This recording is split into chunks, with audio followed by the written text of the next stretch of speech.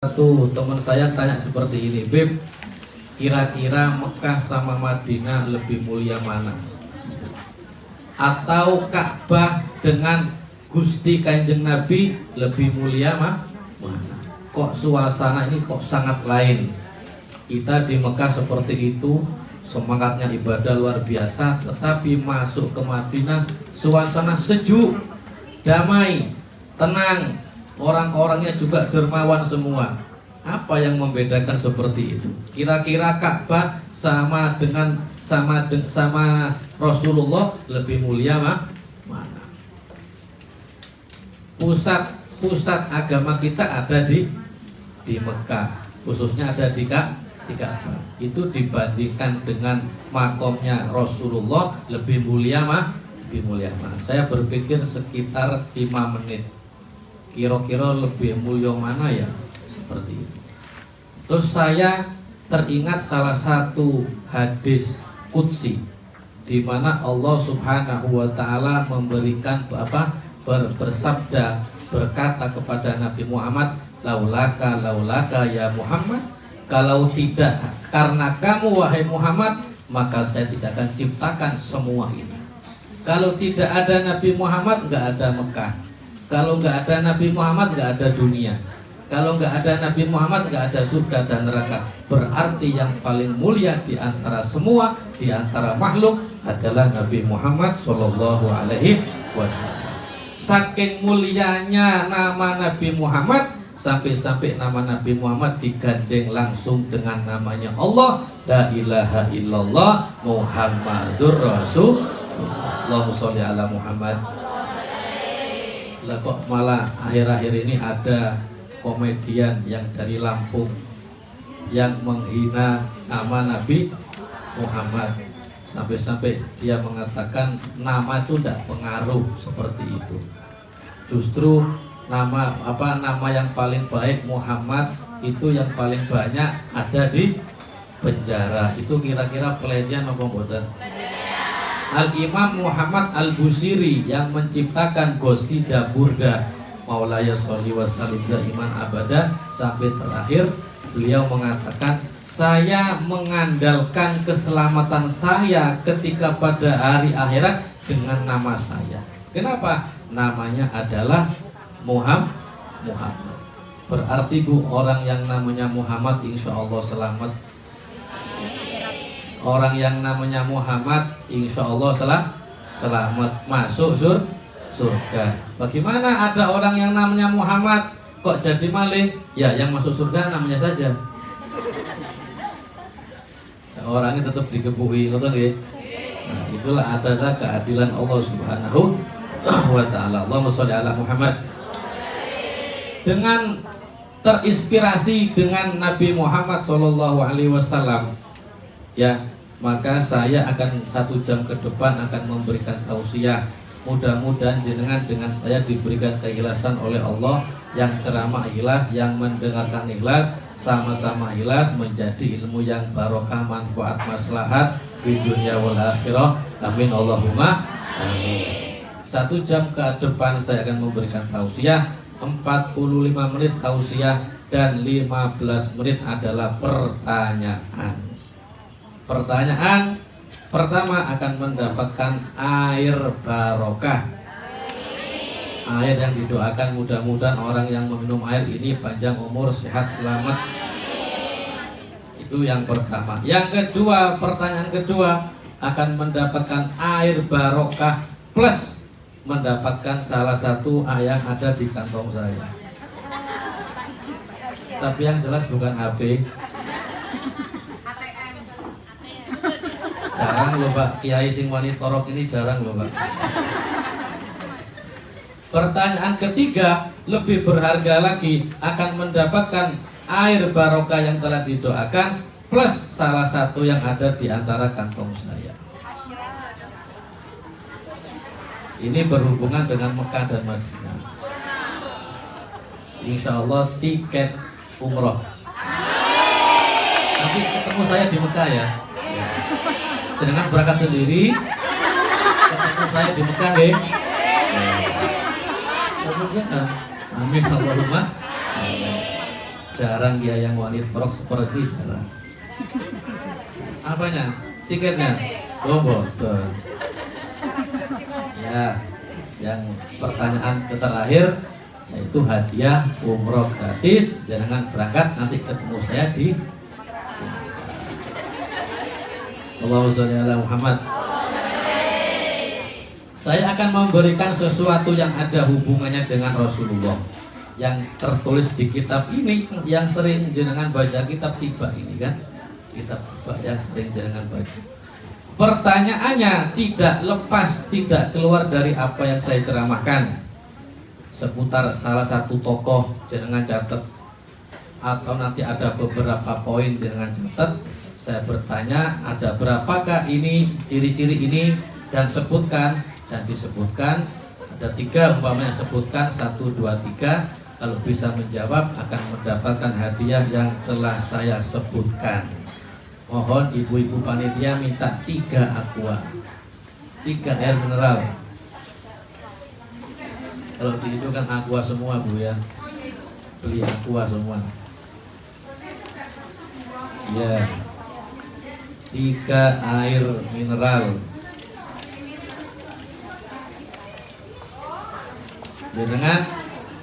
Jangan yang fokus, kalau perlu dicatat. Pertanyaannya tidak keluar dari apa yang saya ceramahkan. Siapa cepat pasti dapat. Allahumma sholli ala Muhammad. Ini isi tausiahnya ya serba mendadak. Ya, oke, matur suwun. Ya, oke. Bismillahirrahmanirrahim. Disebutkan di kitab Tiba Al-Hadis Susani an Atha ibni Yasar an Kahbil Ahbar qala alamani abi Taurata ila sifran wahidah kana yahtimuhu wa yadkhilhu sunduk. Disebutkan hadis yang kedua bahwa zaman dahulu ada orang yang bernama Atha bin Yasar. Yasar ini adalah seorang pendeta Yahudi yang hidup sebelum di zaman Gusti Kanjeng Nabi. Yasar ini mempunyai anak yang namanya Atha. Berarti Atha adalah anaknya Yasar. Karena Yasar punya anak namanya Atha, secara otomatis Atha anaknya Atha bin Yasar. An Kahbil Ahbar. Cerita ini disebutkan diceritakan dari Ka'ab al-Ahbar. Ka'ab al-Ahbar adalah seorang pendeta Yahudi yang masuk agama Islam ketika di zaman Rasulullah Shallallahu Alaihi Wasallam. Ka'ab al-Ahbar. Qala alamani, si Atha bin Yasar ini bercerita, qala alamani, saya diajari oleh Abi. Qala alamani Abi Taurah, saya belajar kitab Taurat dengan bapakku yang bernama Pak Yasar. Mulai bab pertama sampai terakhir saya mengkaji tafsir kitab Taurat. Illa sifran wahidah, kecuali 1 lembar saya tidak diajari oleh bapakku. Jadi umpamanya Al-Quran mulai Al-Fatihah sampai lembaran terakhir kurang 1 lembar khatam. Ternyata yang 1 lembar disobek oleh bapaknya yang bernama Pak Yasar. Ya, akhirnya wayadkhilhu sunduk, dan yang 1 lembar dimasukkan ke peti. Jadi kita ngaji kitab Taurat mulai bab pertama sampai terakhir kurang 1 lembar khatam. 1 lembar itu khatam. Ternyata yang 1 lembar itu disobek oleh bapaknya. Wayadkhilhu sunduk, dan dimasukkan ke dalam peti.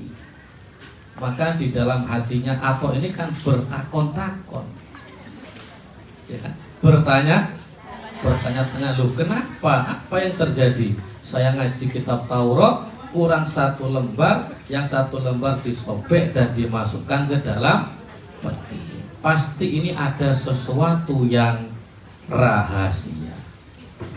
Bahasa Sundanya rahasia apa, Bu? Bahasa Jawanya rahasia apa, Bu? Bahasa Jawanya rahasia apa? Oh, ini orang Filipina semua ya. Bahasa Jawanya rahasia apa, Bu? Rahasia. Wadi. Oh. Wadi itu kan yang buat bangun itu. Wadi. Oh, ternyata wong Jawa kurang Jawanin ya. Rahasia itu kalau bahasa Jawanya rohosio. Ya. Rohosio. Lah, si Atok ini di dalam hatinya mengatakan pasti ada rahasia dengan satu lembar yang sengaja disobek oleh bapak dan dimasukkan ke dalam peti. Pasti di situ terletak peta harta karun. Akhirnya bagaimana? Falamma mata abi, dan ketika bapak meninggal dunia, bapak yang bernama Pak Yasar meninggal dunia, fataftuhu, maka aku buka peti tersebut. Ternyata di dalam peti tersebut yang ada satu lembar yang disobek, faida fihi nabiyyu yahruju akhiruz zaman. Ternyata yang satu lembar yang sengaja disobek oleh bapak, di situ ada ramalan nanti akan datang nabiyyu akhiruz zaman, mauliduhu bi Makkah, lahirnya di Makkah, wa hijratuhu bil Madinah, pindah hijrahnya ke Madinah, wa sultanuhu bisyam, dan masa-masa kejayaan Islam ada di negara Syam. Syam sekarang menjadi negara Syria. Jadi negara Syria. Syam itu di mana letaknya? Syam itu letaknya di mana? Jangan tahu? Syam itu letaknya dekatnya Samsuipo.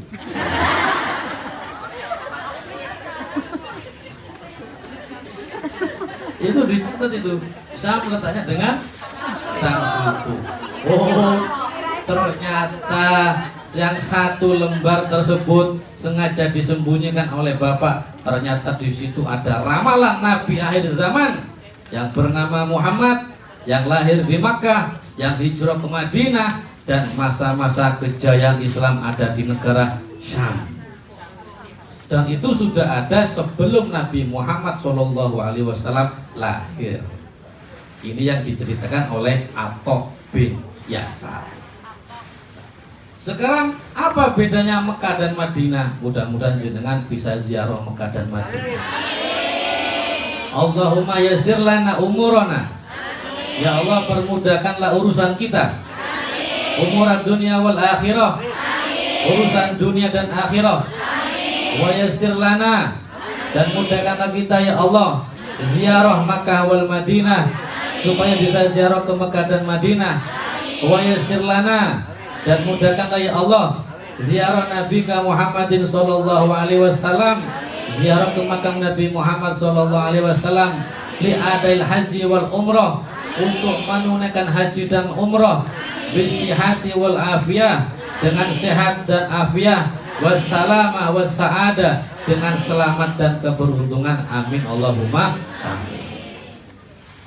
Cerita kedua, ada raja namanya Raja Tuba. Raja Tuba ini berasal dari negara Yaman dulu. Dulu ada negara yang namanya negara Yaman.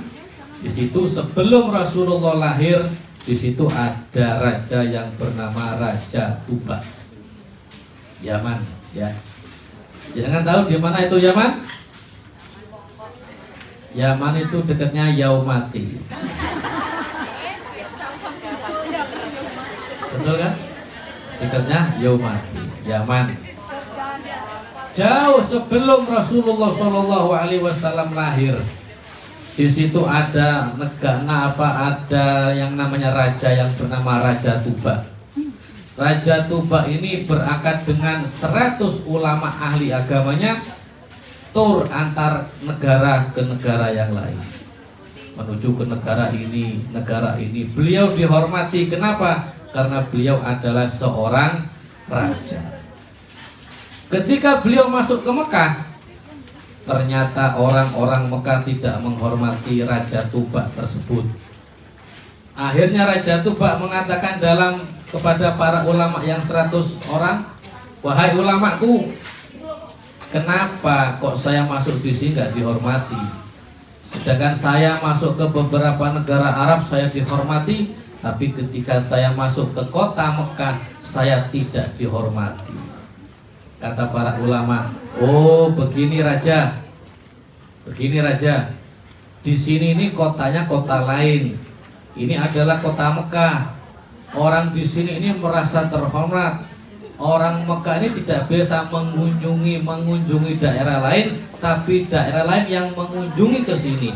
Ini adalah kota Mekah. Emang ada apa di Mekah? Ada apanya di Mekah? Kok sampai sangat istimewa? Ada apa yang ada di kota Mekah? Para ulama mengatakan di kota Mekah ada yang namanya Ka'bah. Ka'bah adalah bangunan yang sangat suci, yang sudah ada ketika di zaman Abal Basar, di zaman bapaknya para manusia yaitu Nabi Adam alaihissalam. Orang kota Mekah menjadi mulia karena adanya Ka'bah. Akhirnya raja yang merasa tersinggung dengan Ka'bah, loh, lah wong aku iki lho raja. Aku ini raja. Semua orang menghormati saya gara-gara satu bangunan kota yang bernama Ka'bah. Saya tidak dihormati di sini. Awas kamu Ka'bah, akan saya hancurkan kamu. Karena mempunyai satu rencana jelek yang ada di dalam hatinya, maka langsung turun laknat daripada Allah Subhanahu wa ta'ala. Di kepalanya sang raja tumbuh yang namanya bisul, yang baunya busuk dan tidak bisa kering-kering. Itu namanya kualat. Bu, ada tempat yang memang ngualati. Apa itu? Contoh masjid, contoh Ka'bah, contoh tempat-tempat yang mulia. Itu ngualati. Ada tempat-tempat yang mulia seperti masjid, seperti Hajar Aswad, seperti Ka'bah. Itu tempat-tempat yang mulia. Ada waktu yang mulia seperti hari Arafah, seperti sepertiga malam, seperti bainal maghrib wal isya, antara maghrib dan isya. Itu waktu-waktu yang mulia. Ada orang-orang yang mulia seperti para rasul, seperti para nabi, para ulama, para syuhada, para sholihin. Itu adalah orang yang mulia. Jenengan sholat satu berjamaah di Masjidil Haram itu pahalanya 100.000. Kalau jenengan sholat di Masjid Nabawi di Madinah pahalanya 100.000. Berapa? 10.000. Tapi kalau jenengan sholat di Masjidil Aqsa di Palestina 5.000. Kalau jenengan sholat di Masjid TST 1. Semua masjid satu fadilahnya. Tapi kalau jenengan sholat di Palestina, ya, di Masjidil Aqsa 5.000. Lebih meningkat lagi di Madinah, Masjid Nabawi di berapa? 10.000. Tapi kalau jenengan masjid di Masjidil Haram di Mekah pahalanya 100.000. Maka sangat eman sekali kalau ada orang haji umroh tidak sholat berjamaah malah sibuk belanja. Ada banyak sibuk belanja sampai bawanya 3 koper besar. Ini pula bukan umroh pipi dong. Raja tuh Pak. Akhirnya keluar timbul sifat rencana jelek kepada Raja Tuba, ingin menghancurkan Ka'bah, langsung kualat, langsung timbul ada bisul di kepalanya yang baunya busuk dan tidak bisa kering sampai beliau sakit beberapa minggu. Tabib-tabib diundang semua untuk menyembuhkan Raja Tuba, tapi tidak ada satupun tabib yang bisa menyembuhkan karena ini bukan penyakit biasa, ini adalah penyakit kualat. Contoh kualat para nabi, para rasul, para ulama. Siapa orang yang ngerasani para ulama itu kualat. Paham gak? Kenapa? Karena orang ngerasani ghibah itu sama dengan memakan orang yang dirasani. Jenengan ngerasani saya, berarti jenengan makan daging saya. Podo karo Sumanto. Kalau jenengan ngerasani saya, insya Allah cukup cuma dapat dosa tapi tidak kualat karena saya bukan orang ulama. Tapi kalau jenengan ngerasani para ulama, alim ulama, jenengan pasti kualat. Kenapa? Dagingnya ulama mengandung samun, mengandung racun. Berarti kalau ada orang ngerasani ulama sama dengan memakan daging yang beracun. Pilihannya cuma dua, kalau nggak mati ya kelenger. Makan sate yang ada racunnya, kalau nggak mati ya kelenger. Itu namanya kualat. Jangan sering ngerasani golongannya para alim ulama. Akhirnya bagaimana? Sang raja kualat tuh, di kepalanya timbul bau busuk, tidak kering-kering. Para tabib-tabib gak ada yang bisa menyembuhkan. Karena apa? Karena itu adalah bukan penyakit biasa, itu adalah penyakit kualat. Akhirnya ada salah satu di antara 100 ulama yang memberanikan diri bertanya kepada raja. Raja, ya ulama, jenengan ini sakit apa sih? Gak tahu. Ini sakit sangat aneh. Saya sakit kok berminggu-minggu gak ada obat yang mujarab, gak ada tabib yang bisa menyembuhkan. Ngapunten raja, kalau boleh saya bertanya. Ya ulama, silakan. Emang jenengan di sini mempunyai rencana apa raja? Jenengan harus jujur kalau kepingin sembuh. Ya ulama, saya mau jujur. Apa? Saya punya rencana ingin menghancurkan Ka'bah. Kenapa kok Ka'bah mau dihancurkan? Karena saya merasa sakit hati. Seluruh negara-negara Arab menghormati saya, tapi kenapa saya masuk ke kota Mekah? Gara-gara ada Ka'bah, mereka gak mau menghormati saya. Akan saya hancurkan itu Ka'bah karena saya merasa tersaingi oleh Ka'bah. Maka kata si alim ulama, oh kalau begitu ceritanya, maka betul-betul kamu wahai raja itu penyakit kualat terhadap Ka'bah. Kalau jenengan kepingin sembuh wahai raja, urungkan niat jelekmu, insya Allah pasti sembuh. Begitu ya? Iya. Akhirnya niat yang jelek gak jadi diurungkan, maka besoknya langsung kering, langsung nutup, langsung sembuh.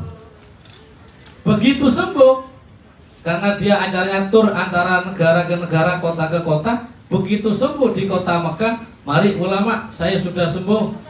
Mari kita siap-siap mau pergi lagi, melanjutkan tur lagi. Dari kota Mekah dia menuju ke kota Madinah. Ketika raja dengan rombongannya memasuki kota Madinah, akhirnya para ulama, khususnya ulama yang menyembuhkan si raja tersebut mengatakan, setelah selesai tur di Madinah, semua mau berangkat lagi keluar dari Madinah. Sang ulama berkata, raja, untuk saat ini saya nggak mau ikut dengan jenengan wahai raja. Saya nggak mau pulang lagi ke Yaman raja. Saya kepingin tinggal di Madinah. Loh, kok seperti itu ulama? Kan kita sudah sepakat, kita berangkat bersama, kembali juga bersama. Tapi kenapa kok sampean nggak mau kembali ke Yaman, malah kepingin tinggal di Madinah sini? Kenapa wahai ulama? Dijawab oleh sang ulama, karena raja di beberapa ramalan-ramalan yang ada di dalam kitab Taurat, Zabur, dan Injil, di negara inilah, di negara Madinah inilah nanti bakal ada hijrahnya Nabi yang terakhir yang bernama Muhammad Sallallahu Alaihi Wasallam. Saya kepingin menjadi umatnya Nabi tersebut. Kalau umpamanya saya sampai mati belum berjumpa dengan Nabi tersebut, saya kepingin anak cucu saya menjadi umatnya Nabi yang terakhir, Nabi Muhammad Sallallahu Alaihi Wasallam. Itu cerita sebelum Rasulullah lahir loh. Itu cerita sebelum Rasulullah lahir.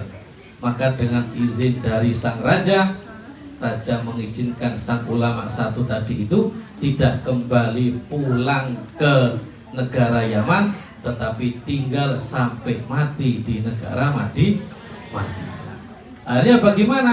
Sang raja yang belum sempat bertemu dengan Nabi Muhammad, sang raja menulis surat, wahai ulama, sampaikan suratku kepada Nabi terakhir. Saya gak kenal dengan Nabi terakhir, tetapi saya beriman kepada Nabi yang terakhir. Padahal nabinya belum ada, Nabi Muhammadnya belum lahir, tetapi ada raja yang beriman kepada Nabi Muhammad Sallallahu Alaihi Wasallam. sampaikan suratku kepada Nabi terakhir. Kalau jenengan tidak bisa berjumpa dengan Nabi terakhir, titipan kepada anak cucumu. Demikian dan demikian. Maka siapa yang menyampaikan surat tersebut? Yang menyampaikan surat tersebut adalah sahabat Abu Ayyub Al-Ansori.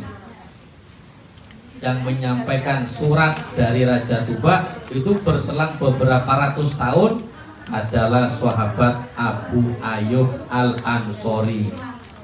Siapa beliau? Kalau dilihat dari namanya Al-Ansori, beliau berarti sahabat yang asli dari Madinah. Di sahabat Ansor sama sahabat Muhajirin.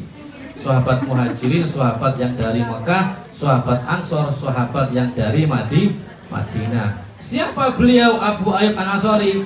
Abu Ayyub Al-Ansori adalah keturunan dari ulama yang menyembuhkan raja. Siapa beliau? Abu Ayyub Al-Ansori adalah ketika Rasulullah pindah hijrah ke Madinah, semua para sahabat berebut, ya Rasulullah, tinggallah di rumahku. Di rumahku bagus besar.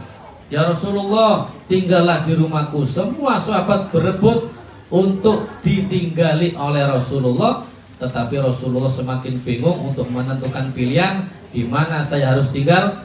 Maka Rasulullah menyuruh untanya, wahai sahabat, dimanapun onta ini berhenti, maka disitulah saya akan tinggal. Gitu loh ceritanya.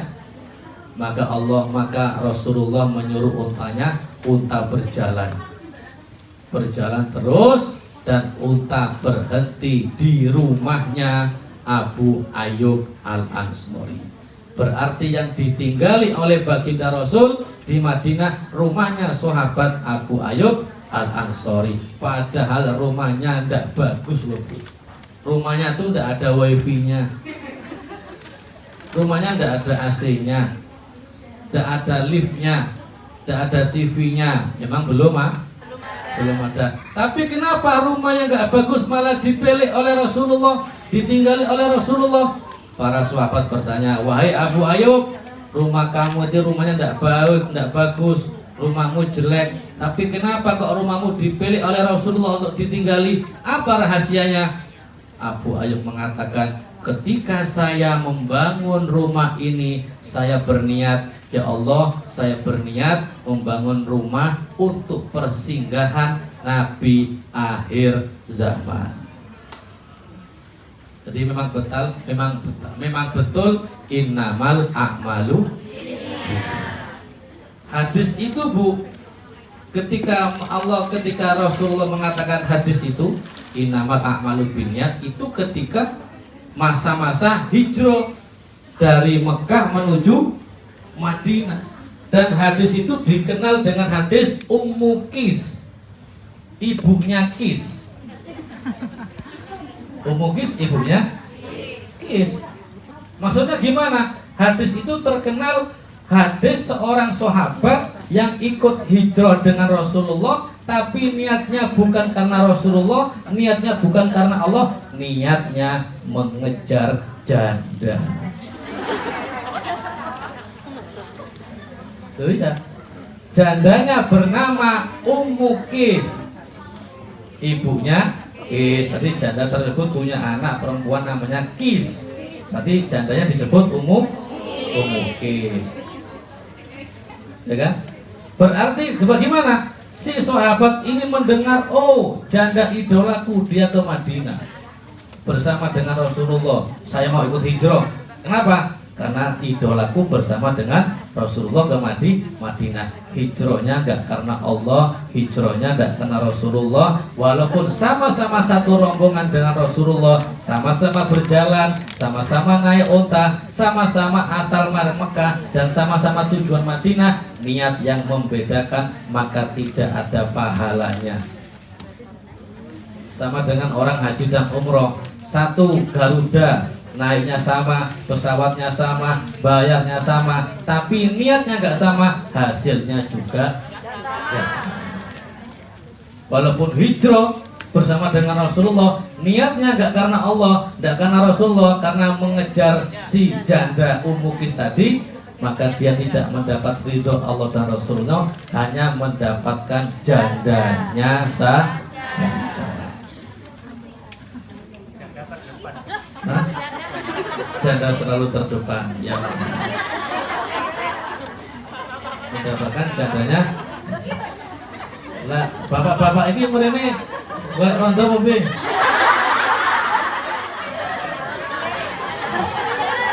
Rumah apa? Jenengan apa? Manut jenengan. Manut pusat nggih. Pun salah niat Bapak jenengan Pak nggih. Stok setunggal. Oh, Mas. Insyaallah ada. Pun diteruskan. Ciri-ciri umatnya Rasulullah disebutkan yakunu khairal anbiya wa ummatuhu khairal umam. Disebutkan ketika Nabi Muhammad maulidu bi Makkah wa hijratuhu bil Madinah wa sultanu bisam. Nabi Muhammad lahir di Mekah, hijrah ke Madinah, masa-masa kejayaan Islam ada di Sam, dan disebutkan yakunu khairal anbiya wa ummatuhu khairal umam. Nabi Muhammad adalah khairul anbiya, sebagus-bagusnya para nabi, dan umatnya menjadi sebagus-bagusnya para umat. Jenengan ini menjadi sebagus-bagusnya para umat loh Bu. So Ben, kalau jenengan itu di hari kiamat kan ada 25 nabi nih, kan masing-masing mempunyai umat, ya kan? Nabi Adam, Nabi Nuh. Di antara 25 umat, jenengan ini umat yang terbaik, karena wa ummatuhu khairul umam, dan umatnya Nabi Muhammad adalah umat yang terbaik. Lalu apakah Rasulullah mengetahui ciri-ciri umatnya? Tahu. Apakah Rasulullah mengetahui ciri umatnya? Tahu dari mana? Dari asaril wudu, dari bekasnya air wudu. Makanya soben kalau di hari kiamat, kalau ada kakinya yang bersinar, tangannya bersinar, terus mukanya bersinar, itu bekas air wudu. Itulah umatnya Rasulullah Shallallahu Alaihi Wasallam. Maka semakin sempurna jenengan wudu, semakin terang itu sinarnya. Semakin banyak jenengan membasahi kulit dengan air wudu, semakin terang itu sinarnya. Itulah ciri-ciri umatnya Nabi Muhammad Sallallahu Alaihi Wasallam. Apa ciri Nabi umat, ciri Nabi Muhammad? Yukabbirunallaha ta'ala ala kulli syarafin. Yang pertama, umatnya Nabi Muhammad itu selalu mengagungkan Gusti Allah dalam setiap kesempatan. Mengagungkan Gusti Allah dalam setiap kesempatan. Kalau jenengan mempunyai masalah, jangan mengadu kepada Allah, ya Allah, aku mempunyai masalah yang sangat besar. Tapi mengadulah kepada Allah, wahai masalah besar, aku mempunyai Allah yang maha besar. Maka kecil itu masalah jenengan.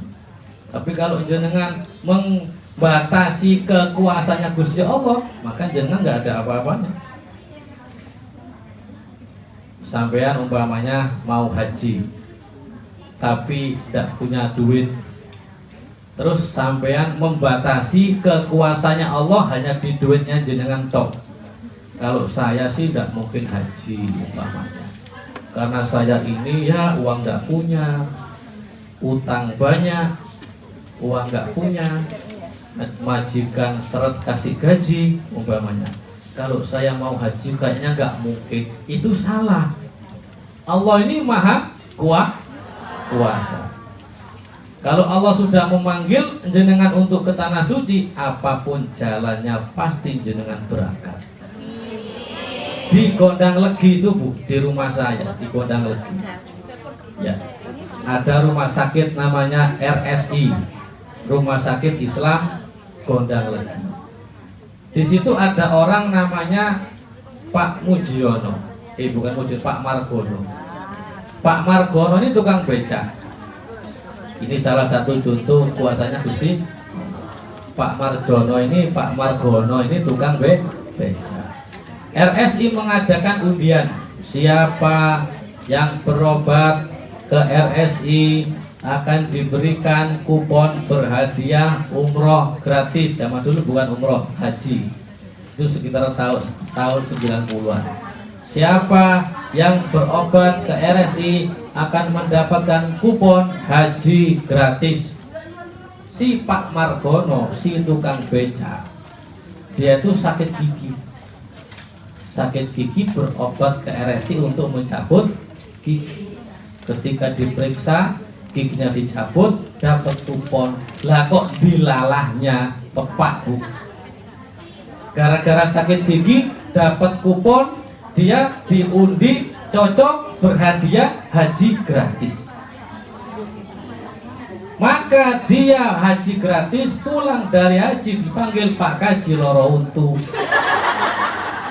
Gara-gara lantaran sakit gigi, dia bisa naik haji. Itu loh, kalau secara akal mana bisa, lawang dia cuma seorang tukang beca, makannya pas-pasan, kadang nggak dapat pelanggan. Tapi kalau dia mengandalkan kekuasaannya Gusti Allah, apa yang nggak mungkin, kun fayakun, pasti terjadi. Ciri yang pertama, yukabirun Allah Ta'ala ala kulli syarafin. Cirinya umatnya Nabi Muhammad selalu mengagungkan Gusti Allah. Yasufuna fi sholati kasufihim fil qital. Sholatnya umatnya Nabi Muhammad ini lurus seperti lurusnya shaf ketika mereka akan berangkat berperang. Jadi kalau umatnya Kanjeng Nabi itu kalau sholat shafnya lurus-lurus. Kalau sholat harus dilurusin seperti shafnya ketika berangkat berperang. Yusufuna fi sholati kasufum fil qital. Qulubuhum masahifahum, hati mereka lembut. Yahmadun Allah Ta'ala ala kulli sidatin waraha. Serta mereka umatnya Kanjeng Nabi Muhammad SAW selalu memuji, berhamdalah kepada Allah, bersyukur kepada Allah dalam setiap kesempatan, dalam setiap kesupekan dan kelonggaran. Itu 4 ciri-ciri umatnya Rasulullah. Yukabirun Allah Ta'ala ala kulli syarafin, selalu mengagungkan Allah. Kedua, shafnya di dalam sholat lurus seperti shaf ketika berangkat berperang. Ketiga, hati mereka lembut. Keempat, selalu memuji Allah dalam setiap kesempatan.